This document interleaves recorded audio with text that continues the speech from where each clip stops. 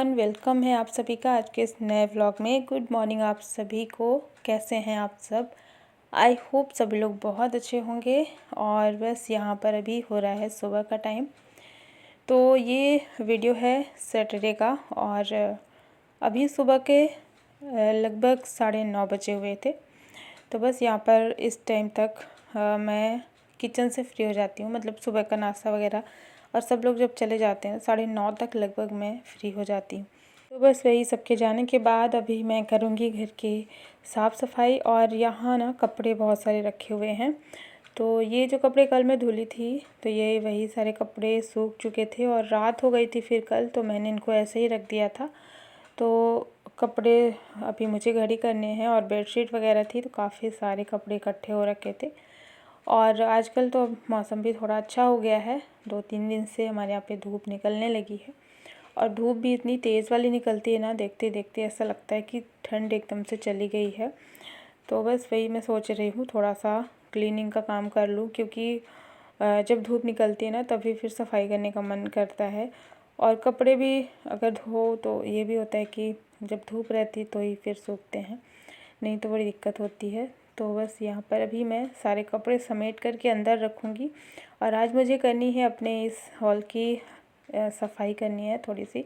Sofa वगैरह गंदा हो रखा था तो मैं इन सबको अच्छे से क्लीन करूँगी। तो बस सबसे पहले यहाँ का सामान हटाऊँगी और यहीं पे रखे हुए थे कपड़े सारे। तो पहले इन कपड़ों को घड़ी करके और फिर मैं रख देती हूँ। और इधर मैंने टीवी में गाने चला दिए हैं, तो फिर गाने सुनते सुनते ना अच्छा लगता है काम करना, मुझे बहुत पसंद है। तो मैं ऐसे ही गाने चला देती हूँ और उसके बाद फिर मैं लगती हूँ सारे काम में। तो कपड़े घड़ी हो गए हैं, इनको मैंने रख दिया है अंदर। और इसके बाद यहाँ पर जो कुशन के कवर है ना, तो इनको मैं निकालूँगी, क्योंकि ये वाइट कलर है और ये अब जो है बहुत ज़्यादा गंदे दिखने लगे हैं।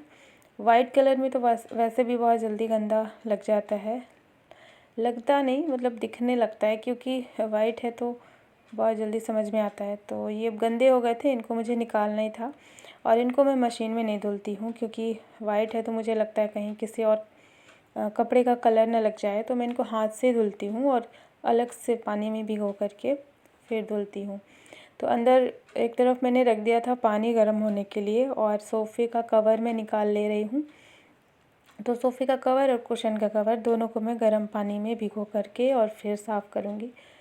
सोफ़ा कवर ज़्यादातर मैं हाथ से धुलती हूँ और कुशन कवर भी।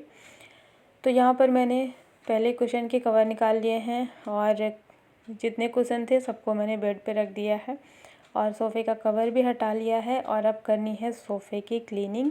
तो 1-2 दिन में तो डस्टिंग होती है तो मैं सोफ़े को क्लीन कर लेती हूँ, उतना ज़्यादा गंदा नहीं है, लेकिन फिर भी अभी मुझे सोफ़ा कवर जैसे चेंज करना है ना, इस पर दूसरा लगाना है। तो कभी भी जब बेडशीट को हम चेंज करते हैं या फिर सोफ़े का कवर चेंज करते हैं ना, इस टाइम पे इन चीज़ों को साफ़ करना बहुत ज़्यादा ज़रूरी होता है। जैसे बेडशीट चेंज करते हैं तो पूरा बेड को क्लीन करना होता है, बिल्कुल वैसे ही जब मैं सोफ़े का कवर चेंज करती हूँ तो सबसे पहले सोफ़े को बढ़िया से क्लीन कर लेती हूँ और एकदम अच्छे से क्लीन करती हूँ चारों तरफ, मतलब इसको जगह से खिसका करके। तो सोफ़े के साइड में डेली ऐसे हाथ नहीं पहुँच पाता है कि हम डेली अच्छे से क्लीन कर पाएँ। तो जब भी मैं इसका कवर चेंज करती हूँ उस टाइम पे सोफ़े को अच्छे से क्लीन कर लेती हूँ।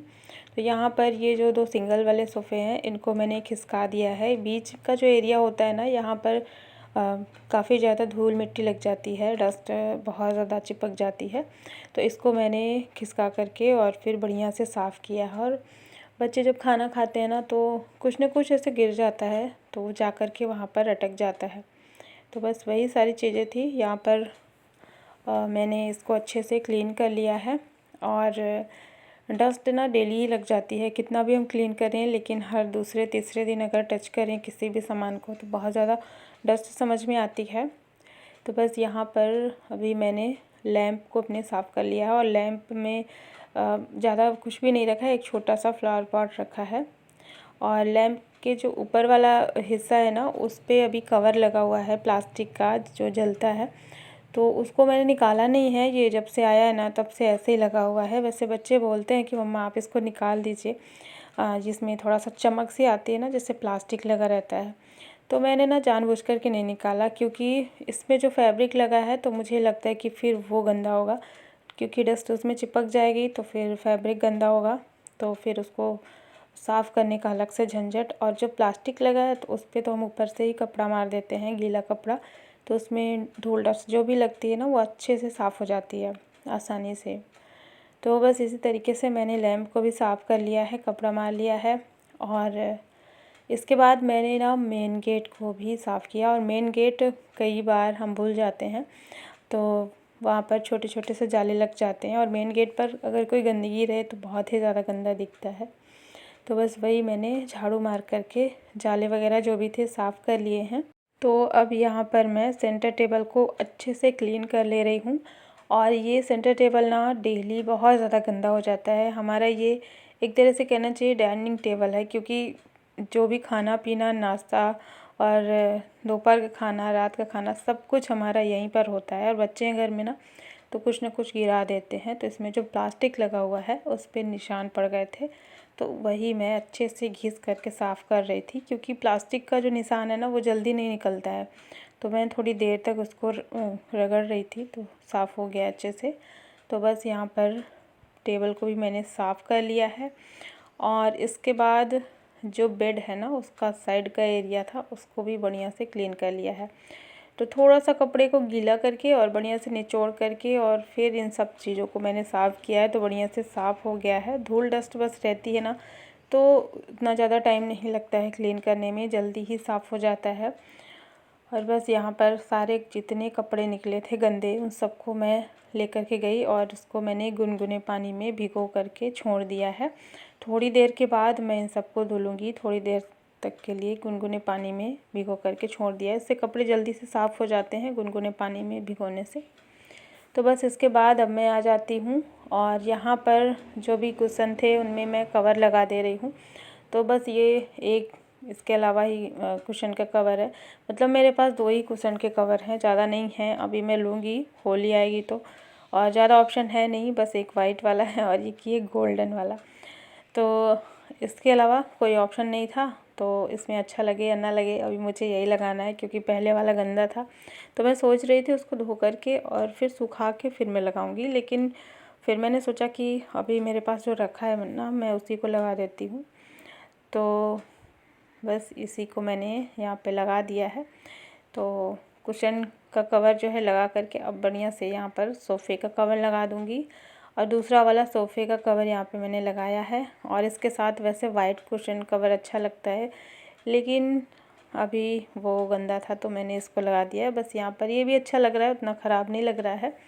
थोड़ा सा भी चेंज हो जाता है ना तो अच्छा लगता है, फिर चाहे कलर जो भी हो।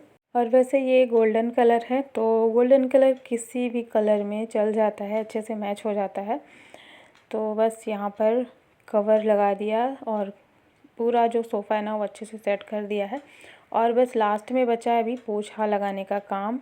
तो जहाँ पर लैंप रखा रहता है कॉर्नर में तो डेली यहाँ पे नहीं लग पाता पोछा, तो मैंने जो है उसको खिसका करके और पहले वहाँ पर पोछा मार लिया और उसके बाद लैंप को वापस से वहीं पे रख दिया है।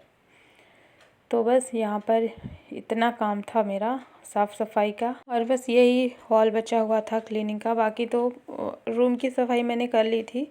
तो बस यही हॉल का सारा कुछ चेंज करना था, तो अभी ये सब हो चुका है। और इसके बाद मैंने पूरे घर में पोछा लगा लिया है। सुबह नहीं किया था मैंने, तो जब भी क्लीनिंग का काम करना होता है ना तो सुबह में मैं फिर परेशान नहीं होती हूँ, क्योंकि सुबह वैसे भी बहुत सारा काम रहता है, टिफ़िन वगैरह तैयार करना होता है बच्चों का, तो इसी वजह से फिर मैं छोड़ देती हूँ। तो पूरे घर में मैंने पोछा मार लिया और आप देख सकते हैं अभी पूरा बेड वगैरह सब ठीक कर लिया है और पूरा घर साफ़ सुथरा हो गया है। यहाँ पर मैं आ चुकी थी, फटाफट से मैंने सारे कपड़े धुले हैं और कपड़े धुलने के बाद फिर मैं भी नहा के आ चुकी थी। तो कपड़े अभी मैंने सूखने के लिए नहीं डाले हैं, क्योंकि बहुत ज़्यादा लेट हो रहा था। और लेट इसलिए हो रहा था क्योंकि आज मुझे ना मक्खन भी निकालना है और इससे जो बटर मिल्क निकलेगा ना, छाछ, तो उससे मैं कढ़ी बनाऊंगी। तो मुझे आज कढ़ी बनाना ही था, क्योंकि मैं सुबह से ही सोच करके रखी थी कि आज मैं कढ़ी बनाऊंगी। बहुत टाइम हो गया अभी मैंने नहीं बनाया था, मुझे कढ़ी चावल बहुत पसंद है, तो वही मुझे यहाँ पर मक्खन निकालना था। और यहाँ पर मुझसे एक गलती हो गई थी कि मैं इसको ना फ्रिज में ही छोड़ दी थी, तो फ्रिज में रखा था, इस वजह से मक्खन निकलने में बहुत ज़्यादा टाइम लग रहा था। फिर मैंने इसमें गर्म पानी किया और इसमें गर्म पानी ऐड किया ना, तो तब जा कर के मक्खन निकला। और फिर इसमें से जो छाछ निकला उससे मैंने कढ़ी बनाई है। सबसे पहले मक्खन निकाल कर के छाछ से कढ़ी लगा दी है। तो कढ़ी जो है बॉईल हो रही थी और इधर दूसरे साइड मैंने यहाँ पर तैयारी कर ली थी पकौड़े बनाने की। तो आज मैं पकौड़े वाली कढ़ी बना रही हूँ। अक्सर आप लोग देखते होंगे कि मैं बूंदी की कढ़ी बनाती हूँ, क्योंकि बच्चों को बहुत पसंद आती है वो। उसके अलावा बच्चों को कोई भी कढ़ी पसंद नहीं आती है, लेकिन आज मैं अपने मन का बना रही हूँ। मुझे ना पकौड़े वाली कढ़ी खाने का मन हो रहा था। तो यहाँ पे मैंने 2 प्याज को बारीक काट लिया है और हरी मिर्च उसमें डाल दी है बारीक काट करके। तो यहाँ बेसन का घोल तैयार किया है, उसमें बारीक प्याज और हरी मिर्च ऐड कर दिया है। थोड़ा सा मीठा सोडा डाला है, बहुत थोड़ा सा, 1 चुटकी मीठा सोडा डाल दिया है और नमक डाल दिया है। और फिर इसको मिक्स कर लिया है बेसन के घोल में, और थोड़ा सा अजवाइन भी ऐड कर दिया है। पकौड़े में अजवाइन का टेस्ट अच्छा लगता है। और इसमें जो मैंने मीठा सोडा ऐड किया ना, इससे पकौड़े बहुत ज़्यादा सॉफ्ट बनेंगे, जिससे कढ़ी में डालने के बाद वो फूल जाते हैं, मुलायम बनते हैं। तो अगर टाइम हो तो इसको थोड़ी देर के लिए रख देते हैं ना, तो ये जो बेसन है बढ़िया से फूल जाता है। लेकिन अभी मेरे पास टाइम नहीं था, इसलिए मैंने इसमें मीठा सोडा ऐड किया और यहाँ पर पकौड़े मैंने फ्राई कर लिए हैं। और पकौड़े मैं थोड़ा ज़्यादा बनाई थी, बहुत ज़्यादा नहीं, मतलब 2-2 4-4 सबके लिए आ जाएं। तो इस समय बच्चे भी आ गए थे और आज बच्चे थोड़ा जल्दी आए थे स्कूल से, क्योंकि किसी वजह से स्कूल में कुछ था, इसलिए उनकी जल्दी छुट्टी हो गई थी। तो वही यहाँ पे मैंने ना सबको दे दिए थे, एक प्लेट में निकाल करके और सबको दे दिया था। और जितना पकौड़ा बचा हुआ था उसको मैंने कढ़ी में ऐड कर दिया।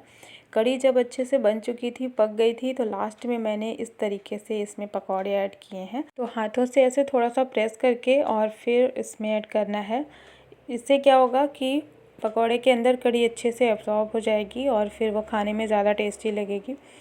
तो कई बार क्या होता है ना, पकौड़े ऐसे ही सख्त से रह जाते हैं, उसके अंदर कढ़ी नहीं जाती है। तो इस तरीके से ऐड करेंगे तो बहुत बढ़िया कढ़ी बनती है। और यहाँ पे देखिए मैंने इसमें ये सारे पकौड़े ऐड कर दिए हैं। और ये जो कढ़ाई एकदम से फुल हो चुकी थी। वैसे भी अब मुझे इसको निकालना ही है दूसरे बर्तन में, क्योंकि ये लोहे की कढ़ाई है। तो अभी मैं कढ़ी जो है दूसरे बर्तन में निकाल ले रही हूँ। तो एक तरफ चावल बन गए थे और फिर मैंने फटाफट से रोटियाँ बनाई, तो मेरा लंच भी हो गया है तैयार। और बस यहाँ पर लंच का काम जैसे ही हुआ, उसके बाद फिर मैं आ गई थी सारे कपड़े सुखाने के लिए। कपड़े धुलने के बाद मैं रख दी थी चेयर पर, तो इनका पानी निकल गया है। और आज आसमान का कलर आप देख सकते हैं कितना बढ़िया हो रखा है। जब भी बादल के बाद मौसम साफ़ होता है तो ऐसे ही होता है, बहुत सुंदर सा कलर रहता है आसमान का। पूरा नीला आसमान दिख रहा है और खिला खिला सा मौसम है। तो बस यहाँ पर सारे कपड़े मैं डाल देती हूँ सूखने के लिए। और धूप बहुत तेज़ है ना, तो कपड़े मेरे सूख जाएंगे भी शाम तक में ही। काफ़ी ज़्यादा तेज़ वाली धूप हो रखी है। तो बस आज का व्लॉग इतना ही था। तो चलिए फ्रेंड्स, आज का व्लॉग भी यहीं पे एंड करती हूँ। आई होप सभी लोग को पसंद आया होगा और वीडियो को लाइक कर देना और चैनल को भी सब्सक्राइब जरूर कर लेना। मिलती हूँ आपसे एक नया व्लॉग में। Thanks for watching. बाय।